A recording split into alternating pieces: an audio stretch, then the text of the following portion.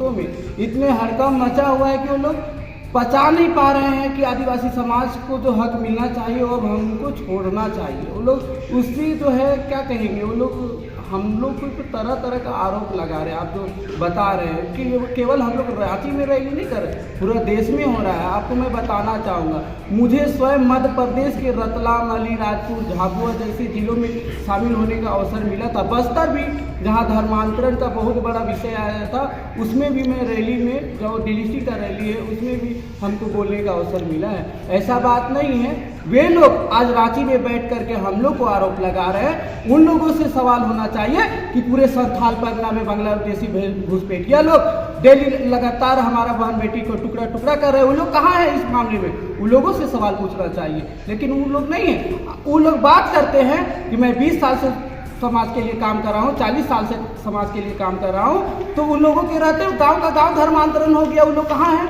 उन सवाल उन लोगों से होना चाहिए। लेकिन नहीं, जिस तरीके से हम लोग पर आरोप लगा रहे हैं, खाली आरोप लगा देने से भर नहीं होता है। आरोप अगर लगा रहे हैं तो उसको सिद्ध भी करना चाहिए।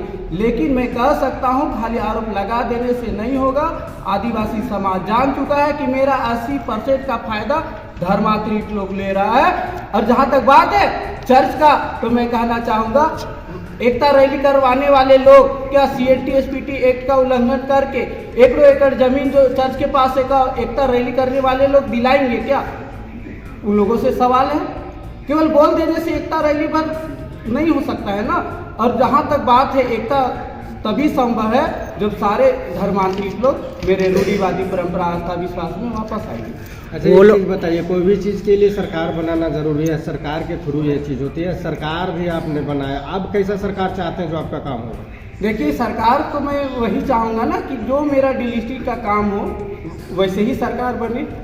आज गर्व है कि 75 साल में एक आदिवासी राष्ट्रपति है, तभी हम लोग यह लड़ाई लड़ रहे हैं। कोई सरकार को देख के हम लोग लड़ाई नहीं लड़ रहे। पहली बार जनजाति सुरक्षा मंच पूरा भारत देश में एक ध्येय के साथ लड़ाई लड़ रहा है, केवल रांची में भर नहीं। इसको भी सोचना चाहिए। मेरा एक सवाल है, वो आदिवासी एकता रैली कर रहे हैं, आप डिलिस्टिंग रैली कर रहे हैं, दोनों रैली पर अड़े हुए हैं, लेकिन जो सुविधा, जो मूल मुद्दा है शिक्षा और रोजगार, उस पर आदिवासी दिन प्रतिदिन निचला स्तर प्राप्त कर रही है। क्या लगता है, आप उस शिक्षा पर जोर नहीं देना चाहिए? देखिए, हम लोग ऐसा नहीं है कि शिक्षा पर भी जोर नहीं दे रहे हैं। हम लोगों के प्रयास से बहुत जगह स्कूल चल रहा है, बहुत जगह कोचिंग चल रहा है। JPSC रांची में इतना संगठन है, कितना वो लोग JPSC का तैयारी के लिए स्टूडेंट लोग का व्यवस्था किया नहीं किया होगा, लेकिन हम लोगों के प्रयास से निर्माण जैसा एक व्यवस्था करके हम लोग उसका नौकरी के लिए भी इंतजाम कर रहे हैं।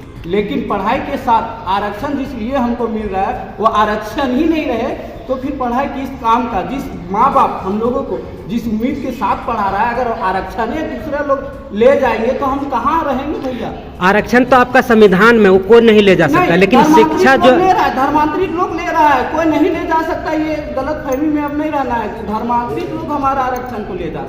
तो अगर नहीं तो देख लीजिए, जितना भी ST रिजर्व का जो नौकरी है ना, उसमें वही लोग सबसे ज़्यादा बैठ रहे हैं।